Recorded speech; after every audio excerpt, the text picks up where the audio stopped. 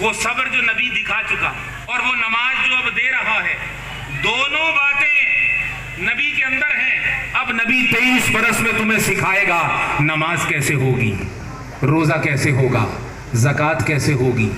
حج کیسے ہوگا، حقوق والدین کیسے ادا ہوں گے، معاشرہ کیسے چلے گا، نظام کیسے بنے گا، انسانیت ترقی کیسے کرے گی، دکھ درد دور کیسے ہوں گے، مواخات کیسے ہوں گی، مساوات کیسے ہوں گی، قوانین کیسے بنیں گے، مسلمان قوم ترقی کیسے کرے گی، گمراہی ختم کیسے ہوگی، ہدایت کیسے آئے گی، یہ سارا نور اب 23 برس میں نبی بانٹے گا، نبی عطا کرے گا۔ وہ سارا طریقہ جو رب عطا کرتا جائے گا نبی بانٹتا جائے گا۔ میں بات کو پھیلانا نہیں چاہتا۔ اب اس 40 برس میں تو خاموشی ہے، 23 برس میں اعلان بھی ہے، گالیاں بھی ہیں، مار کٹائی بھی ہے، جھگڑے بھی ہیں، بائیکاٹ بھی ہے، شاب ابی طالب بھی ہے، عام الحزن بھی ہے،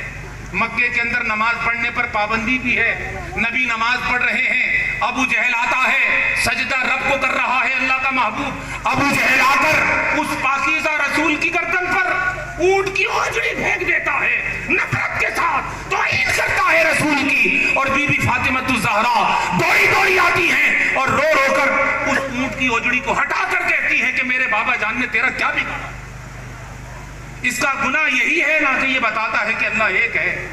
اور بتوں کی پرستی چھوڑ دو اور اللہ وحدہ لا شریک پر ایمان لے آؤ، یہی اس کا گناہ ہے، یہی اس کی خطا ہے۔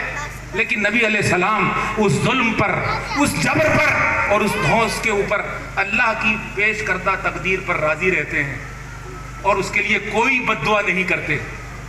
پھر یہ مشکلات بڑھتی رہتی ہیں، حتیٰ کہ وہ پلان بناتے ہیں کہ کیوں نہ اس نبی کو معاذ اللہ قتل کر دیا جائے۔ وہ اپنی چال چل رہے تھے، اللہ اپنا اہتمام کر رہا تھا، اپنا انتظام کر رہا تھا۔ انہوں نے ایک جگہ پر میٹنگ کر کے 40 گنڈوں نے گھیراؤ کیا نبی کے گھر کا۔ ادھر سے اللہ پاک تدبیر کرنے میں بڑا غالب تھا، اللہ نے تدبیر کر کے فرمایا اے میرے حبیب یہ تیری جان کے دشمن ہو چکے، اگر چاہوں تو ابھی ہلاک کر دوں ان کو، میرے لیے کوئی بڑی بات نہیں، لیکن تیرے غلاموں کو قیامت تک کے لیے مسلمانوں کو سکھانا ہے کہ دین پھیلانا اور پہنچانا اتنا آسان نہیں ہے۔ تکلیفوں کو تجھ پر سے گزار کر ان کے لیے اسوہ قائم کر کے بتاؤں گا کہ میرے پاکیزہ محبوب نے تمہاری خاطر کیا کیا قربانیاں دی ہیں اور کیا کیا ستم نہیں برداشت کیے، کیا کیا الزام نہیں سہے، کیا کیا تہمتیں نہیں برداشت کی، لیکن اللہ کا رسول اس رب کی رضا کے لیے پائے استقامت کے ساتھ کھڑا رہا۔ انہوں نے گھیرا ڈال لیا پلاننگ کر کے۔ اللہ پاک نے فرمایا حبیب وحی کے ذریعے اپنے دوست ابو بکر کو ساتھ لو، وہ صداقت کا پیکر ہے، تمہارا وفادار ہے، وہ تمہارے ساتھ رہے گا، ابو بکر کو ساتھ لو، اور جو تمہاری عطا سے مولا ہے، جو علی ہے، تمہارے گھر کا فرد ہے، تمہارا چچیرا بھائی ہے، تمہارا کزن ہے، اس کے لیے میرا فیصلہ یہ ہے جس بستر پر آپ سوتے ہو علی کو لٹا دو، علی کو سلا دو، اپنی چادر اسے اڑا دو، اپنی چادر کملی والی اسے اڑا دو اور اسے سلا دو۔ ہم تو چشتیانہ ذوق رکھتے ہیں، ذوق کی بات نکالنے لگا ہوں۔ جب سے نبی نے چادر علی کو اڑائی ہے، ہر ولی کے گردن پر مجھے وہی چادر کا فیض نظر آیا ہے۔ ہر ولی اپنے مزار میں چادر اوڑھ کر سو رہا ہے۔ ہاتھ تمہارے ہوتے ہیں مگر دیکھو چادر چڑھواتا کون ہے؟ بابا فرید چادریں چڑھتی ہیں، داتا صاحب چڑھتے ہیں، اللہ کے ولیوں کے درباروں پر چادریں چڑھتی ہیں۔ بونگے ٹونگے لوگ مرزا کو سننے والے ہم سے آ کر سوال کرتے ہیں، بکواس کرتے ہیں، یہ دیکھو چادروں کا کیا فائدہ، اور میاں علی کو نبی ویسے ہی سلا دیتے، چادر کی کوئی ضرورت تو نہ تھی، مگر ایک پروٹوکول بھی تو ہوتا ہے، اور نبی کو معلوم تھا کہ علی کے چاہنے والے بھی رہیں گے اور علی کو دیکھ کر اترانے والے بھی قیامت تک رہیں گے، تو ان اترانے والوں کی اتراہٹ کو بڑھانا تھا اور نبی کی ولایت کو، علی کی ولایت کو جتلانا تھا۔ فرمایا میری چادر اوڑھ کر سو جا، ویسے ہی تو مشکل کشا ہے، اور جب چادر آ گئی تو نور علی نور ہو جائے گا، تو چادر اوڑھ کے سو جا اور بے فکر ہو جا۔ حضرت علی فرماتے ہیں ایسا سویا کہ مست تھا اور معلوم تھا کہ صبح اٹھوں گا، اور نبی نے فرمایا صرف اٹھ کر آنا ہی نہیں ہے، جو امانتیں دے رہا ہوں یہ بھی لوٹا دینا۔ تو امین تو علی کو بنا دیا، وہ دن اور آج کا دن علی امانتیں لوٹا رہے ہیں۔ نبی کی خیرات کوئی محدود تو نہیں ہے نا، وہ بظاہر تو کچھ پیسے ہی تھے جو جس سے لیے دیے تھے، لیکن علی کو امین بنا دیا اور ہمیں بتا دیا کہ جب بھی نبی نے کسی کے ذریعے کسی کی امانت لوٹانی ہو، جس کی بنتی ہو، علی وسیلہ ہوگا، نبی دینے والا ہوگا۔ علی لیٹ گئے، جب کفار آئے دیکھا شک میں پڑ گئے، چونکہ لیٹے ہوئے ایسے تھے کہ ان کو لگا نبی ہیں، تھے علی لگے نبی، تھے علی لگے نبی، معلوم ہوا فرق ذات کا ہے، جلوہ تو سارا علی میں نبی کا ہے، علی نبی نہیں ہے، رنگ سارا نبیوں والا، فیض سارا نبی کا، کرم سارا نبی کا، عطا ساری نبی کی، فیضان سارا نبی کا۔ لیٹے ہوئے ہیں، وہ آئے، انہوں نے جو چادر ہٹائی تو دیکھا نبی نہیں علی ہے۔ معلوم ہوا کہ جب بھی نبی نے دشمنوں کو منہ دینا ہو سامنے علی کو لاتا ہے،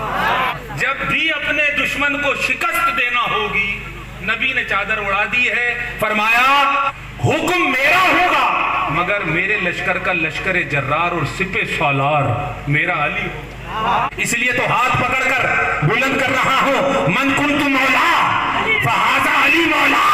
من کنت مولا فہذا علی مولا، من کنت مولا فہذا علی مولا۔ جس کا میں مددگار ہوں میرا علی بھی اس کا مددگار ہے۔ قیامت تک کے لیے میرے غلام گواہ ہو جائیں، پرواہ نہیں کسی دشمن کی، جس دشمن کو مارنا ہوگا حکم میرا ہوگا، جلوہ علی کا ہوگا، وار ذوالفقار کی ہوگا، وار ذوالفقار کا ہوگا۔ اور علی تو وہ ہے، علی تو وہ ہے کہ ذوالفقار ذوالفقار، اس کا ہر بچہ ذوالفقار، اس کا ہر فیض ذوالفقار، اس کی ہر نظر ذوالفقار، اور جس پر ہے علی کا وار وہ یہاں بھی خوار وہاں بھی خوار۔ اب مدینہ چلے گئے، ہجرت بھی ہوئی، پھر مدینہ جب چلے گئے ان کو چین نہیں آیا، عرب کے بدماشوں کو، مکے کے بدماشوں کو، مدینے پیچھے آ گئے۔ پھر بدر ہوئی، پھر احد ہوئی، خندق ہوئی، احزاب ہوئی، حتیٰ کہ اللہ پاک فتح دیتا رہا، اپنے دین کو اونچا کرتا رہا۔ 23 برس بیت گئے، 23 برس بیت گئے، دین مکمل ہو گیا۔